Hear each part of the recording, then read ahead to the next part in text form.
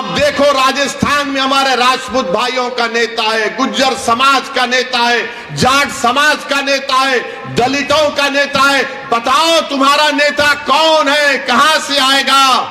तुमको दलील देकर बताऊंगा, बल्कि हमने राजस्थान के अल्पसंख्यक समाज मुसलमानों की बर्बादी की दास्तान की किताब हमने छापी है।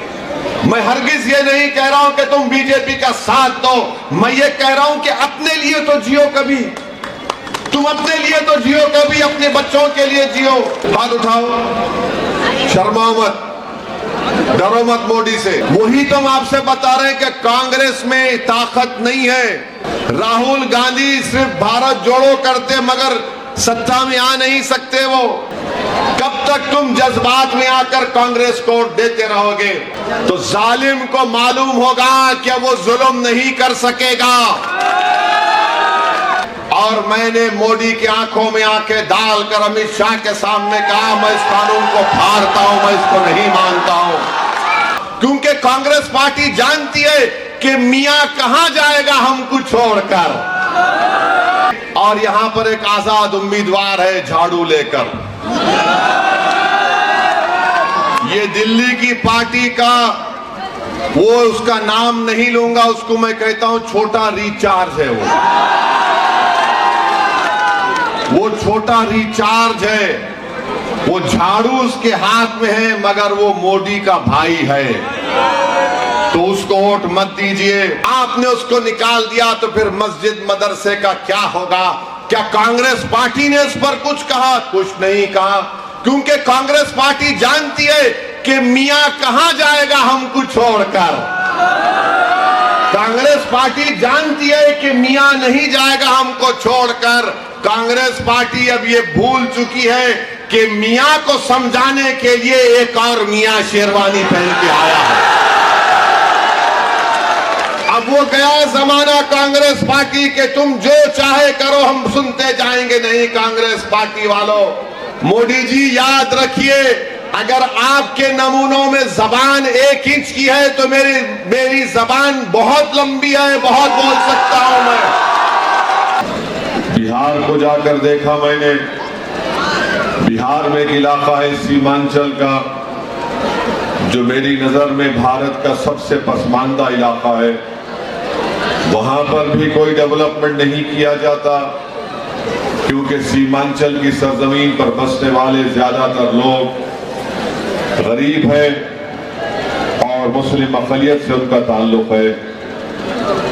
आसाम को चले जाइए, लोअर आसाम का हिस्सा, मुल्क के कई मुकामात पर जाने का मुझे मौका मिला। मगर एक बात मैं बता रहा हूं कि विकास इसलिए नहीं होता, नाइंसाफी का खात्मा इसलिए नहीं होता क्योंकि यहां पर आपके पास अपनी कोई सियासी ताकत नहीं है। यहां पर आपके पास अपने वोटों से मुंतखब शुदा आपका कोई एमएलए एमपी नहीं है जो आपके लिए लड़े, आपके इलाके की तरक्की के लिए लड़े, आपके महल्ले और बस्ती में यहां पर वो तमाम सहूलतें आपको मैसर हो जो एक इंसान को जरूरत है, या फिर वो तमाम चीजें आपको मैसर हो जो दूसरे शहर के इलाके में वहां पर बसने वालों को मिलती है। तो मेरी इज्जतदार माँ और बहनों और बुजुर्गों, मुझे आपसे सिर्फ यही कहना है कि अगर आप हवा महल विधानसभा का विकास चाहते हैं तो अब की बार आपको मजलिस इत्तेहादुल मुस्लिमीन के उम्मीदवार जनाब जमील खान साहब को कामयाब करना पड़ेगा।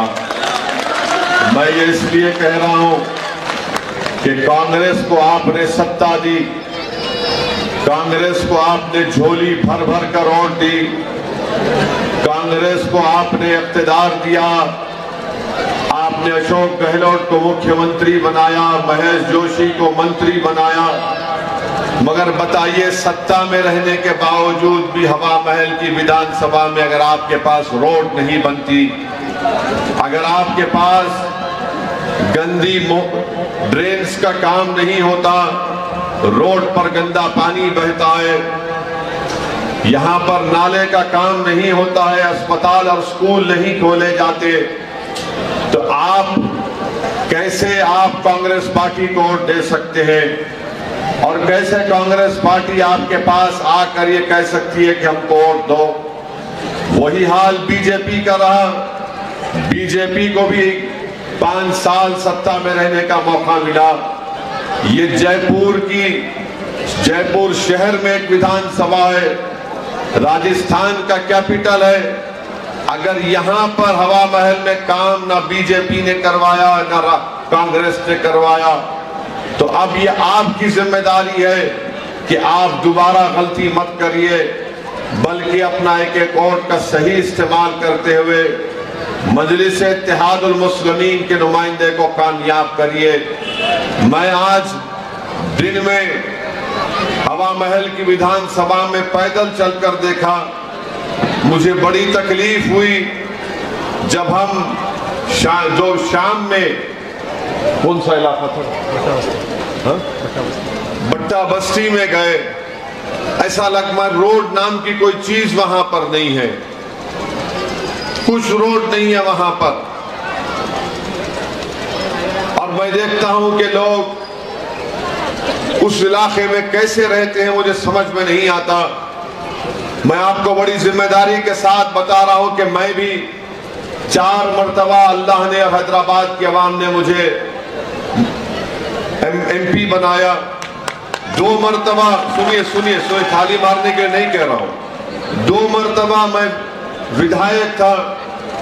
अगर हवा महल विधानसभा में जितनी तकालीफ यहां पर आपको है, अगर उसका 20% अगर हैदराबाद में होगा तो लोग मुझे वोट ना डालें, मुझे लोग कभी वोट ना डालें। मगर आप कैसे इन चीजों को बर्दाश्त कर रहे हैं, मुझे यकीन नहीं होता कि ये बस यहां पर इंसान रहते हैं, आप रोड पर चल नहीं सकते, गंदगी भरी हुई है, कोई ड्रेनेज का, कोई सीवरेज लाइन का इंतजाम नहीं है। इतना बड़ा मंत्री यहां का विधायक था, क्यों नहीं काम करवाया उसने? इसलिए काम नहीं करवाया क्योंकि उसके दिल में नफरत थी, तासुब था। जयपुर के दूसरे विधानसभाओं में बराबर काम होता है, सफाई का इंतजाम होता है, मगर ये पुराने जयपुर के हिस्से की एक विधानसभा है। यहां पर सत्ता में रहने के बावजूद भी अगर ये हाल है, तो मैं आपके सामने बड़ी जिम्मेदारी के साथ आपसे कह रहा हूं, मुझे माफ करना अगर मेरी जबान तल्ख है। आपको ये कोई हक नहीं पहुंचता कि आप दोबारा कांग्रेस पार्टी को वोट दें। यहां पर ये आपकी अब जिम्मेदारी है कि आप अगर इस विधानसभा में विकास चाहते हैं, आप यहां पर सफाई चाहते हैं, यहां पर रोड चाहते हैं, स्कूल चाहते हैं, ड्रेनेज का इंतजाम चाहते हैं, तो एक मर्तबा आप जमील खान साहब को वोट देकर कामयाब करिए। आप देखिए कि कैसे यहाँ पर विकास का काम होगा, कैसे यहाँ पर नाइंसाफियों का खात्मा होगा। कब तक आप कांग्रेस को वोट डालकर ठगे जाएंगे? कब तक आप बीजेपी का साथ देकर अपनी आने वाली नस्लों को बर्बाद करेंगे? तो मैं आपको ये बताने आया हूं कि आप 25 नवंबर के दिन एक अच्छा फैसला लीजिए। एक काबिल पढ़े लिखे नौजवान को आप यहाँ का विधायक बनाइए, ताकि हवा महल विधानसभा में वो तमाम चीजें हवा महल विधानसभा के आवाम को, जनता को मिले जो दूसरे विधानसभा में उनको सबको दी जाती हैं। इसीलिए मैं आपसे कह रहा हूं कि जब तक आपके पास सियासी ताकत नहीं आएगी, आपका कोई मसला हल नहीं होता है। मैं आपको बता रहा हूं, जिस प्रदेश से हम आते हैं वहां पर तेलंगाना हमारे 7 MLA हैं। आपको जानकर खुशी भी होगी और थोड़ी तकलीफ भी होगी कि मैंने, हमारी एक विधानसभा है जहां पर हमारा MLA है कौसर मोइनुद्दीन, उस विधानसभा का नाम कारवान है। उस एक विधानसभा में मैंने अपने मुख्यमंत्री से मुलाकात की और उनसे कहा 1 साल पहले कि इस पूरे विधानसभा में हमको नई ड्रेनेज की लाइन डालना है। मुख्यमंत्री ने मुझसे कहा कि असद भाई कितने एस्टिमेट कितना है, तो मैंने कहा कि सीएम साहब एस्टिमेट ये है। तो उसने देखा और 10 मिनट के अंदर मुझसे कहा कि आप जाइए, कल शाम तक हुकूमत इसकी मंजूरी का ऑर्डर आपको पहुंचाएगी। आपको मालूम, आपको बताना चाहता हूं कि पूरे कारवान के असेंबली हलके में 290 करोड़ की ड्रेनेज की नई लाइन डाली जा रही है, जिसमें वहां पर किले गोलकुंडा भी आता है। क्यों हुआ ये? इसलिए कि वहां पर आपका एमएलए था, मंत्री नहीं था हमारा एमएलए, हम कभी मंत्री बनेंगे, मगर हमने काम करवा लिया। जिस विधानसभा के एमएलए मेरे भाई अकबर हैं, वहां पर उन्होंने ऐसा ही किया, तो गवर्नमेंट ने उनसे कहा कि 300 करोड़ की नई ड्रेनेज लाइन की मंजूरी दी। इंशाल्लाह इलेक्शन के बाद आप देखना वहां पर काम शुरू हो जाएगा। हवा महल में आपको अभी जमील खान ने कहा कि नाले का काम नहीं होता। हमारे पास हमारे 2-3 विधानसभाओं में आप अंदाजा नहीं कर सकते, एसआरडीपी की एक स्कीम है, उसमें हमने 800 करोड़ के नई ड्रेन लाइन में 500, 400 या 500 करोड़ के नई ड्रेन लाइन डला दी है, ताकि जब बारिश होगी तो पानी हमारे घर पर आकर नहीं ठहरेगा, मोहल्ले में नहीं ठहरेगा, पानी नदी में चला जाएगा। ये उसी वक्त होगा जब आप में शऊर बेदार होगा। अगर आप यही समझेंगे कि नहीं नहीं कांग्रेस पार्टी को जिताना हमारी जिंदगी का मकसद है, हम मर भी जाएंगे तो कांग्रेस को वोट डालते रहेंगे, तो फिर आप तकलीफ उठाएंगे। अगर आपको यह बताया जा रहा है कि देखो चुनाव है, बीजेपी को हराना है, इसलिए कांग्रेस का साथ दो, यकीनन बीजेपी को हराइए, मगर आपने बीजेपी को हराया था, आपने कांग्रेस को सत्ता दी। यहां का विधायक मंत्री था, उसने हवा महल के लिए क्या किया, अपने आप से सवाल करिए।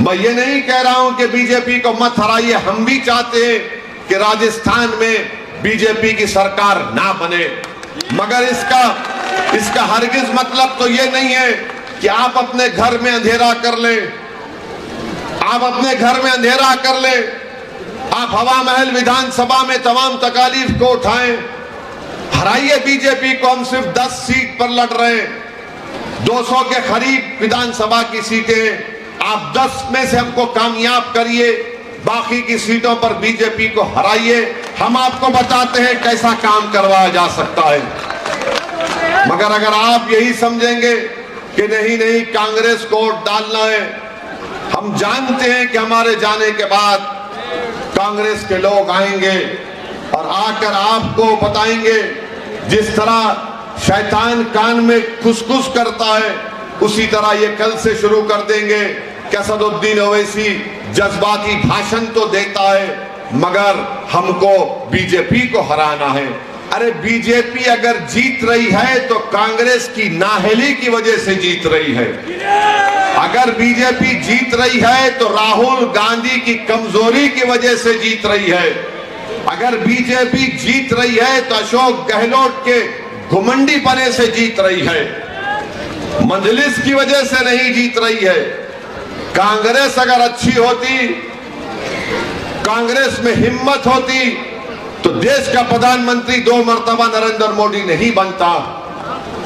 कांग्रेस में कमजोरी है, आप में नहीं है कमजोरी।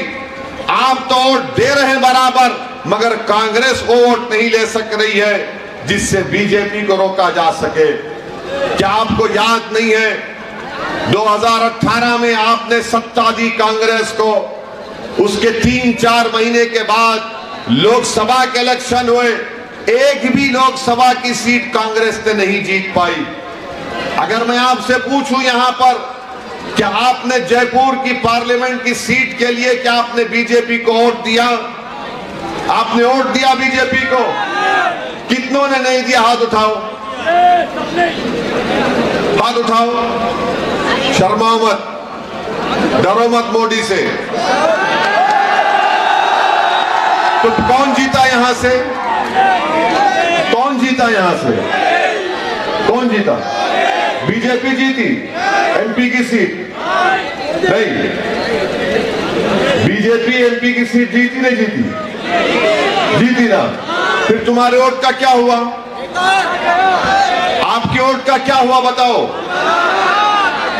आपका वोट कहां गया? कहां गया आपका वोट? वही तो हम बता रहे हैं आपको, वही तो हम आपसे बता रहे हैं कि कांग्रेस में ताकत नहीं है। राहुल गांधी सिर्फ भारत जोड़ो करते मगर सत्ता में आ नहीं सकते वो।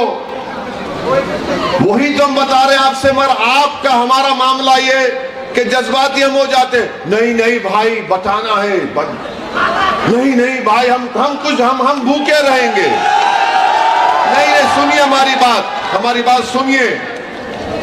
हम क्या कहते? नहीं नहीं हम भूखे रहेंगे मगर कुछ भी होगा हम अरे तुम क्यों भूखे रहोगे? तुम क्यों अपने घर को अंधेरे में डालोगे? तुम क्यों अपने बच्चों के मुस्तकबिल को बर्बाद करोगे? अरे जिंदा रहोगे तो कुछ करोगे, किसी के लिए, अपने लिए करोगे, किसी और के लिए करोगे। अगर तुम ही मर जाओगे तो क्या तुम किसका फायदा करोगे, किसका नुकसान करोगे बताओ मुझे? कब तक तुम जज्बात में आकर कांग्रेस को वोट देते रहोगे? मैं हरगिज ये नहीं कह रहा हूं कि तुम बीजेपी का साथ दो, मैं ये कह रहा हूं कि अपने लिए तो जियो कभी, तुम अपने लिए तो जियो कभी, अपने बच्चों के लिए जियो। तुम किसके लिए जिंदगी गुजार रहे हो? अरे आपने कांग्रेस पार्टी को कब से वोट दे रहे हैं? एक पीढ़ी, दो पीढ़ी, तीन पीढ़ी, चार पीढ़ी, इंदिरा गांधी से लेकर राजीव गांधी अब तक आखिर क्या मिला आपको बताओ मेरे को? सिवाय गुर्बत, इफलास और बर्बादी के क्या मिला आपको? फसादात मिले आपको, आपके इलाके में तरक्की नहीं हुई, मगर नहीं कांग्रेस पार्टी क्या करेगी? कांग्रेस पार्टी के पास अगर कोई अलाउद्दीन का चिराग होता तो मैं भी बोलता उसको भी घस लो। इनके पास कुछ नहीं है। कांग्रेस पार्टी अगर आज भारत में, राजस्थान में मुस्लिम अल्पसंख्यक समाज अगर कमजोर है तो उसकी जिम्मेदारी पूरी कांग्रेस पार्टी पर आती है। मुझे यकीन है कि मेरे आज के इस बयान के बाद बहुत से कांग्रेस पार्टी के लोग नाराज होंगे, उनके पेट में दर्द शुरू होगा, मगर मैं जिम्मेदारी के साथ कह रहा हूं। अगर कोई कांग्रेस का नेता कहता है कि ओवैसी गलत कह रहा है तो बताओ जयपुर में कौन से चौराहे पर तुम मुझसे बहस करना चाह रहे, मैं आने को तैयार हूं। तुमको दलील देकर बताऊंगा, बल्कि हमने राजस्थान के अल्पसंख्यक समाज मुसलमानों की बर्बादी की दास्तान की किताब हमने छापी है। उस किताब को मैंने नहीं लिखा, उस किताब को माहिरीन ने लिखा है। जमील खान के पास वो किताब होगी, कोई पढ़ना चाह रहा है तो पढ़ लो। उस किताब में लिखा गया कि राजस्थान में 60% मुस्लिम बच्चे, उनके जिस्मों में खून की कमी होती है।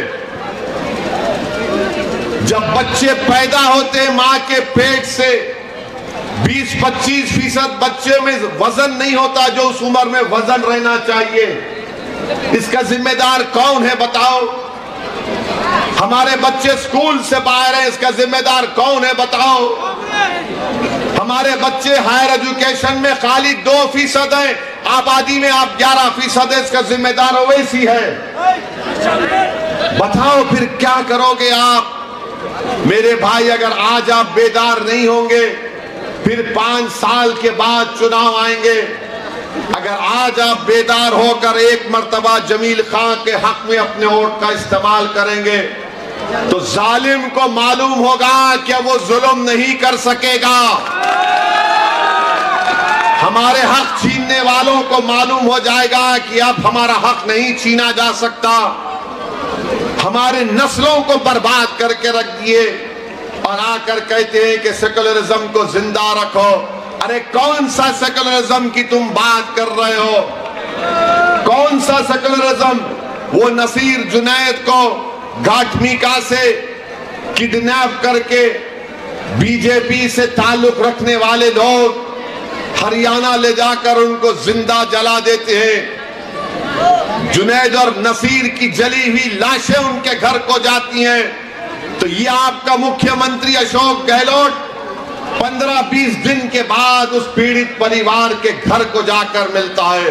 ये सेकुलरिज्म है, ये सेकुलरिज्म है कि मरने वालों को अब तक सिर्फ 5 लाख दिए गए। कोई कहेगा कि कांग्रेस की मंत्री है मोहतरमा जाहिदा। अरे मोहतरमा जाहिदा इतनी कमजोर है कि तुम उनको पैसे भी नहीं दिला सके जो सरकार ने कहा था 15 लाख दिए जाएंगे।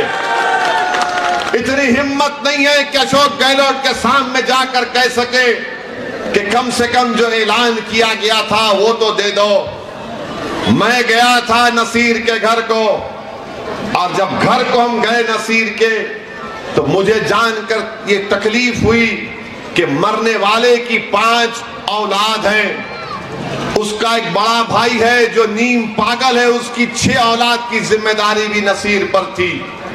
एक परिवार का एक आदमी मर गया तो 11 बच्चे यतीम हो गए।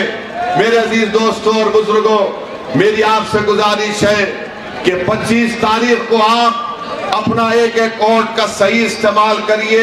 आराम से आराम से आराम से आराम से। ठीक है ठीक है ठीक है, इधर इधर इधर, हाँ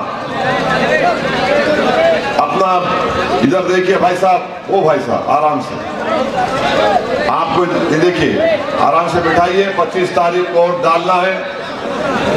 हाँ, पानी पिलाओ उनको, जरा ज्यादा गुस्सा आ रहा उनको, पानी पिलो, पानी पिलाओ उनको।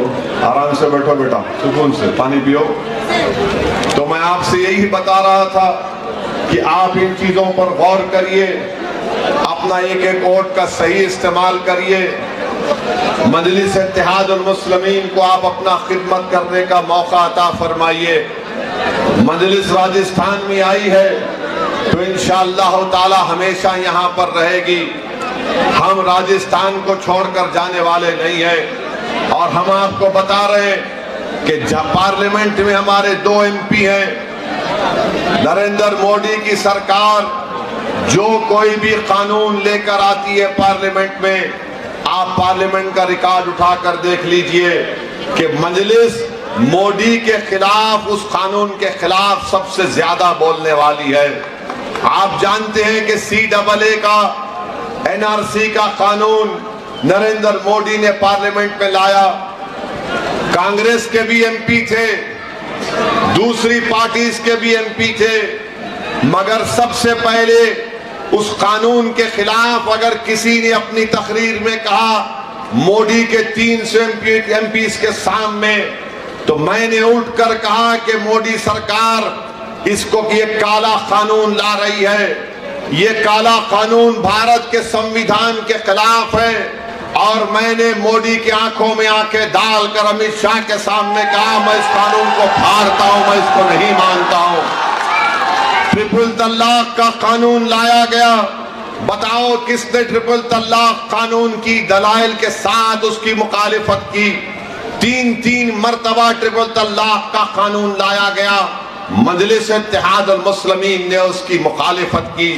हर कानून जो पार्लियामेंट में आता है हम उसका दलीलों के साथ बीजेपी के गलतियों को दिखाते हैं। ये कांग्रेस वो पार्टी है, जब नरेंद्र मोदी की सरकार ने एक कानून को लाया, UAPA का कानून, उस कानून में कांग्रेस ने बीजेपी का साथ दिया। आज वो कानून की बिना पर भारत की जेलों में हमारे नौजवान सड़ रहे हैं, 4-4, 3-3 साल से जेल में सड़ रहे हैं। पूछो इन कांग्रेस पार्टी के लोगों से कि तुमने अमित शाह के लाए हुए कानून का साथ क्यों दिया? अरे तुम असदुद्दीन ओवैसी को गाली देते हो, मगर तुमने यह कानून लाया।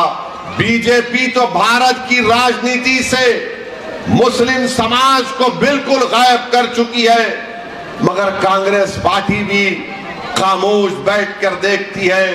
आपके राजस्थान में तिजारा एक विधानसभा है, वहां का बीजेपी का एक उम्मीदवार कहता है कि क्रिकेट मैच है इंडिया पाकिस्तान का, जो मुझे वोट देगा अगर तो वो इंडिया का है, जो नहीं देगा वो पाकिस्तान का है। मोदी जी अपने इस नमूने को समझाओ आप। कांग्रेस नहीं बोलेगी। कांग्रेस कब बोलेगी? आप राहुल गांधी के खिलाफ कोई बात बोल दो, कांग्रेस पार्टी को ऐसा लगता है कि उनके मुंह पर कोई पत्थर फेंक कर मारा है अगर राहुल के खिलाफ कोई बोल दिए।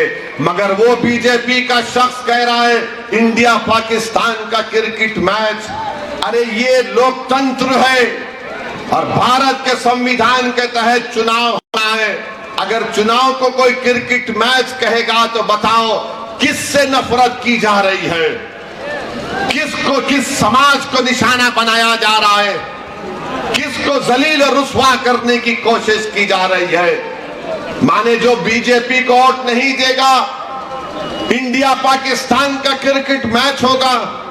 बताइए, कांग्रेस खामोश बैठी हुई है, आप देखते जाइए। अरे रोज आए दिन कोई ना कोई बीजेपी का नेता कुछ बयान देता है, मगर कांग्रेस में सन्नाटा है। कांग्रेस में सन्नाटा है। अगर आपको मुझे बताया गया कि किसी ने जाकर कांग्रेस के बड़े नेता से कहा कि देखो ये इस तरह के अनाप शनाप बातें बक रहे हमारे बारे में, आप कुछ तो बोलो, तो उस कांग्रेस के नेता ने कहा कि मियां अब जाके सो जाओ, सब सुन लो, 25 तारीख के दिन नहा धोकर नए कपड़े पहनकर आकर हमको वोट दे दो। ये हम करेंगे। यानी कोई हमको गाली देगा, हमको रुस्वा करने की कोशिश करेगा, तुम मुंह नहीं खोलोगे। इंडिया पाकिस्तान का मैच कहता है। और एक बीजेपी का एक नेता, उसका नाम क्या है, संदीप दाइमा, उसने कहा कि मस्जिद, मदरसा और गुरुद्वारा को बर्बाद करना चाहिए। मैं सलाम करता हूं हमारे भारत के सिखों को कि उन्होंने इसके इस अनाप शनाप बकवास के खिलाफ आवाज उठाई। पंजाब के सिखों ने एहतजाज किया तो बीजेपी ने इस संदीप दाइमा को अपनी पार्टी से निकाल दिया और उसने अपने बयान में क्या कहा कि मेरे मुंह से गलती से निकल गया गुरुद्वारा। तो बताओ मोदी जी, क्या मदरसे और मस्जिद को कोई बर्बाद करेगा? गुरुद्वारा पे तो उसने कह दिया, आपने उसको निकाल दिया, तो फिर मस्जिद मदरसे का क्या होगा? क्या कांग्रेस पार्टी ने इस पर कुछ कहा? कुछ नहीं कहा, क्योंकि कांग्रेस पार्टी जानती है कि मियां कहां जाएगा हमको छोड़कर। कांग्रेस पार्टी जानती है कि मियां नहीं जाएगा हमको छोड़कर। कांग्रेस पार्टी अब ये भूल चुकी है कि मियां को समझाने के लिए एक और मियां शेरवानी पहन के आया है। अब वो गया जमाना कांग्रेस पार्टी के तुम जो चाहे करो, हम सुनते जाएंगे। नहीं कांग्रेस पार्टी वालों, मोदी जी याद रखिए, अगर आपके नमूनों में जबान 1 इंच की है तो मेरी जबान बहुत लंबी है, बहुत बोल सकता हूं मैं इतना बोल सकता हूं मोदी जी कि तुम भी मेरी जबान का मुकाबला नहीं कर पाओगे।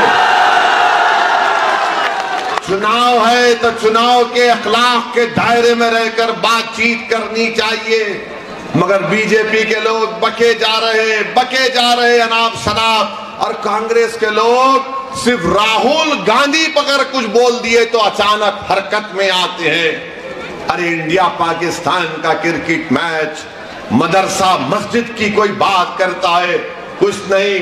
मगर आपको सबक सीखना है, हमको सबक सीखना है, तमाम कमजोर तबकात को सबक सीखना है कि सिखों में अभी भी इज्जत और उनकी हमीयत बाकी है। सिख खड़ा हुआ और कहा कि कैसे तुमने गुरुद्वारा का नाम लिया?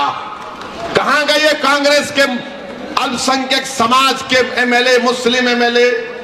मुंह नहीं खोलते।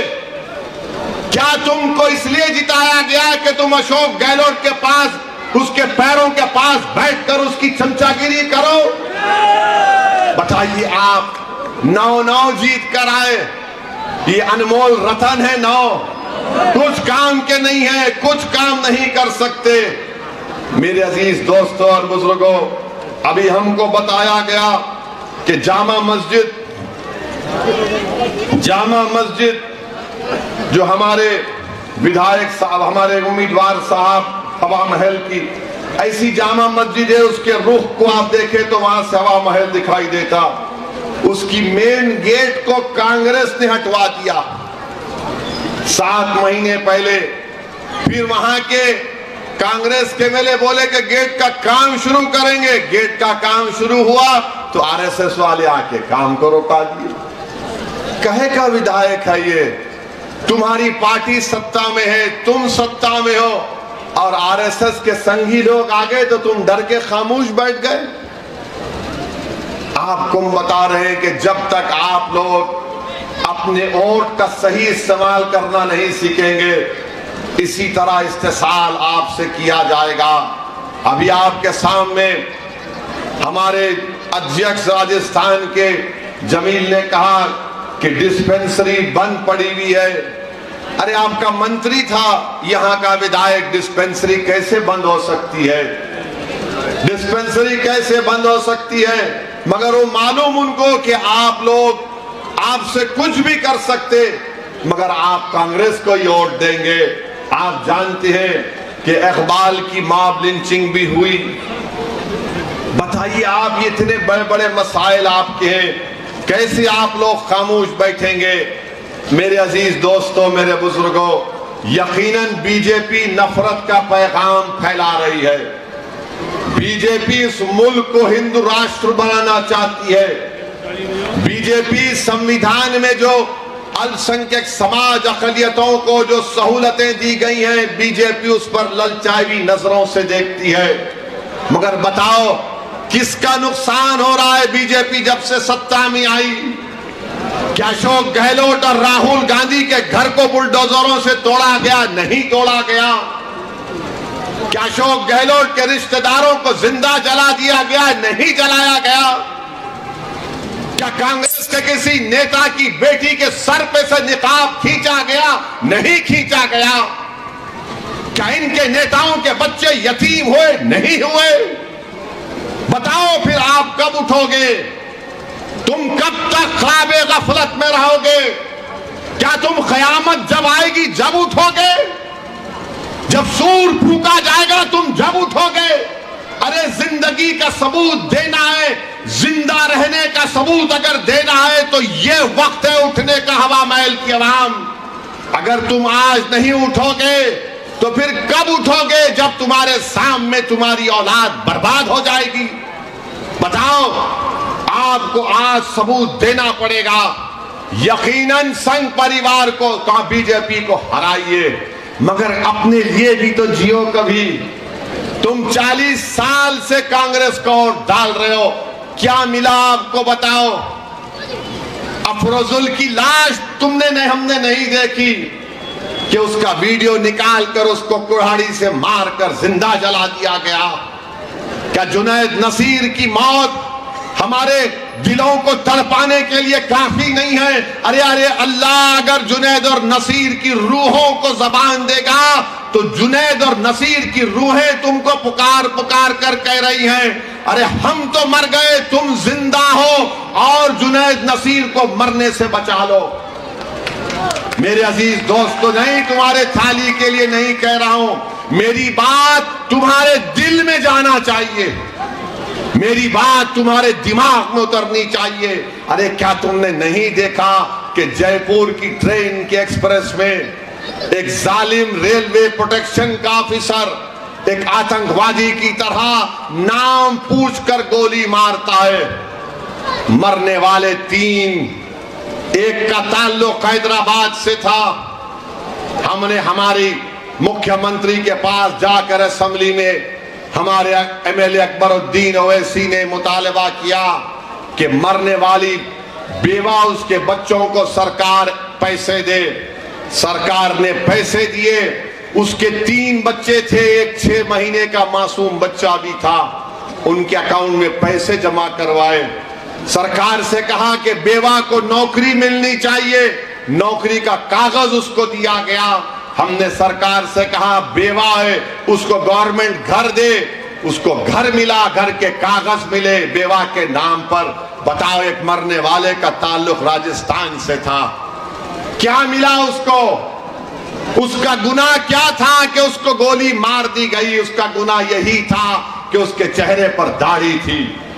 बताओ, ये जो सेकुलरिज्म के नाटक करते हैं कि ओवैसी को गाली देते हैं, बताओ तुम्हारी सरकार ने क्या किया उन गरीब परिवार के लिए? वो राजस्थान का था, बिहार से आकर राजस्थान में अपना पेट पाल रहा था, बरसों से राजस्थान में था, मगर यहां की सेकुलर कांग्रेस सरकार ने कुछ नहीं किया। मेरे अजीज दोस्तों और बुजुर्गों, हम आपको बता रहे हैं, याद रखिए, अगर आप नहीं उठेंगे, मुझे छोड़ दीजिए, मैं अपनी जिंदगी गुजार लूंगा। मैं पहले भी कहा, आज भी कह रहा हूं, मैं आपका था और आपका रहूंगा। मैं आपका दीवाना था, जिंदगी जब तक अल्लाह बाकी रहेगा मैं आपके लिए लड़ता रहूंगा। मगर एक बात याद रखो, नहीं, एक बात सुनो मेरी बात, एक बात याद रखो, आपका क्या होगा फिर? आपका क्या होगा? कभी आपने सोचा कि कौन तुम्हारी लड़ाई लड़ेगा? आप देखो, राजस्थान में हमारे राजपूत भाइयों का नेता है, गुज्जर समाज का नेता है, जाट समाज का नेता है, दलितों का नेता है। बताओ, तुम्हारा नेता कौन है? कहां से आएगा? कोई आसमान से नहीं आएगा, कोई जमीन से निकल कर नहीं आएगा। तुमको बनाना पड़ेगा, तुमको अपने इत्तेहाद से बनाना पड़ेगा, आपको अपने आंसुओं से बनाना पड़ेगा, आपको अपने दुआओं से बनाना पड़ेगा, आपको अपने हौसलों से बनाना पड़ेगा, आपको अपने अज़म से बनाना पड़ेगा, आपको अपनी जिद से बनाना पड़ेगा, आपको जालिमों से मुकाबला करके अपने नेता को बनाना पड़ेगा, ताकि आने वाले 20-25 साल तक वो आपकी खिदमत करता रहे। अगर आप ही नहीं उठेंगे तो कहां से आएगा? बताओ मेरे अजीज दोस्तों, मेरी इज्जतदार माँ और बहनों, मेरी आपसे एक ही अपील है कि आप इंशाअल्लाह ताला, मुझे यकीन है कि आप अपने इस बार अपने वोट का सही इस्तेमाल करिए। डरने और घबराने की जरूरत नहीं है। इतना नुकसान आप और हम उठा चुके हैं, अब नुकसान उठाने के लिए बचा क्या है? जब जिंदा बच्चों को, नौजवानों को उठाकर जिंदा जला दिया जाता है तो क्या बचता है हमारे पास? मुझे किसी एक कांग्रेस के नेता ने कहा था, किसी एयरपोर्ट पर कहीं पर मिले मुझसे और मिलकर कहा, ओवैसी साहब हम हार जाएंगे तो क्या होगा? मैंने कहा, हार से तुम डरते हो, मैं नहीं डरता। बोले इसका मतलब क्या है? मैंने कहा इसका मतलब यह है कि 75 साल से फलस्तीनी मर रहा है, कट रहा है, मगर खड़े होकर मुकाबला कर रहा है जालिमों से। तुम्हारी नजर में हार होगी, मेरी नजर में वो कामयाबी है। बोले वो कैसे? वो ये है कि जालिम के सामने कोई सीना सिपर होकर खड़े होकर कहता है कि मैं मरने से डरने वाला नहीं हूं, मुझे मेरा हक चाहिए, वो उसकी कामयाबी है। तो मेरी आपसे अपील है कि आप, जमहूरियत है, मैं आपको लड़ने के लिए जब कह रहा हूं तो किसी को मारने के लिए नहीं कह रहा हूं, किसी को हिंसा की बात नहीं कह रहा हूं। मैं कह रहा हूं अपने वोट का सही इस्तेमाल करो, अपने नेता को बनाओ, पार्टी को मजबूत करो। 40 साल तुमने इन तमाम का साथ दिया, अरे 5-10 साल मेरा साथ देकर देखो, मेरा साथ दो, मेरी पार्टी का साथ दो। अगर उसके बाद तुमको कुछ तब्दीली नजर नहीं आई तो देख लो। आखिर आप ये क्यों नहीं समझते कि असदुद्दीन ओवैसी की मुखालिफत क्यों की जाती है? क्या मैं इनका खजाना उठाकर भाग गया हूं? मैं तो इनका खजाना नहीं उठा रहा हूं, ना उनको लूट रहा हूं। वो मेरे खिलाफ इसलिए है कि वो गरीब और मजलूमों को बता रहा है कि उठ जाओ, अपने हक के लिए खड़े हो जाओ, तुम इस्तेमाल मत हो। जिस तरह दूसरे लोगों को, दूसरे तबकों को इंसाफ मिल रहा है, आपको भी मिलना चाहिए। ये बात उनको पसंद नहीं आती, ये बात ना बीजेपी को पसंद आती, ना आरएसएस को पसंद आती, ना कांग्रेस को पसंद आती। क्या आपको नहीं दिख रहा है कि मेरी गाड़ी पर 5 फीट के फासले से 6-6 गोलियां चलाई गई थी उत्तर प्रदेश के चुनाव के वक्त। ये अल्लाह का करम था कि मैं बच गया, मगर मैं मरने के लिए तैयार हूं। मैं गरीब और मजलूम के हक की लड़ाई लड़ रहा हूं। यकीनन मुझे मालूम कि इस राह में कांटे हैं, इस राह में खतरे हैं, मगर अगर कोई खतरा नहीं उठाएगा, अगर कोई कांटों के रास्ते पर नहीं चलेगा, अगर कोई इन जालिमों से मुकाबला नहीं करेगा, तो फिर आपका घर कैसे आबाद होगा? बताओ बताओ कैसे आबाद होगा? अगर हम मौत के डर से खामोश हो जाएंगे, गोलियों से डर जाएंगे, इख्तिदार की कुर्सियों पर बैठने वालों की ताकत से मरूब हो जाएंगे, तो मेरे भाई हम गुलाम कहलाएंगे। मुझे गुलामी कबूल नहीं है, मैं आजादी को पसंद करता हूं। मैं जिंदा रहूंगा तो पूरी इज्जत के साथ जिंदगी गुजारना चाहूंगा। मैं बेइज्जती को अपनाने वाला नहीं हूं, मैं किसी के सामने सर झुकाने वाला नहीं हूं। इसलिए कि भारत का संविधान सबके लिए बराबर है, चाहे मोदी हो, राहुल हो, गहलोत हो, ओवैसी हो, सबको मान सम्मान मिलना चाहिए। ये लड़ाई आपके मान सम्मान की लड़ाई भी है, ये लड़ाई आपके मान सम्मान की लड़ाई है। आप बताइए, आप इख्तिदार छोड़िए, आप अपने एमएलए को कामयाब करिए और फिर देखिए कि इंशाअल्लाह ताला कैसे तब्दीली पैदा होगी।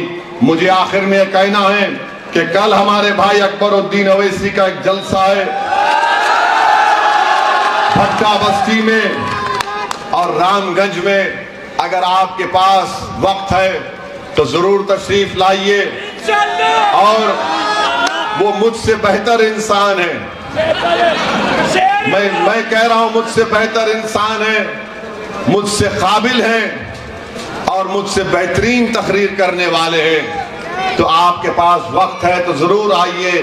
मगर आप तमाम से एक दर्दमंदाना अपील कर रहा हूं कि अपने वोट का सही इस्तेमाल करो, अपने वोट का सही इस्तेमाल करो। देखो अपने आप पर, पूछो अपने आप से कि हमने क्या पाया क्या खोया, और इसको देखकर जो बात आपका दिल कहेगा, दिल की मानो दिमाग से तुम सोच सोच कर 40 साल में बर्बाद हो चुके हो। जब दिल तुम्हारा कहेगा कि एक बार मौका मिलना चाहिए मजलिस को, तो आप दिल की बात सुनो और 25 तारीख के दिन आप पतंग के निशान पर बटन दबाकर अपने इत्तेहाद को मजबूत करिए, राजस्थान में एक इनकलाब को बर्पा करिए।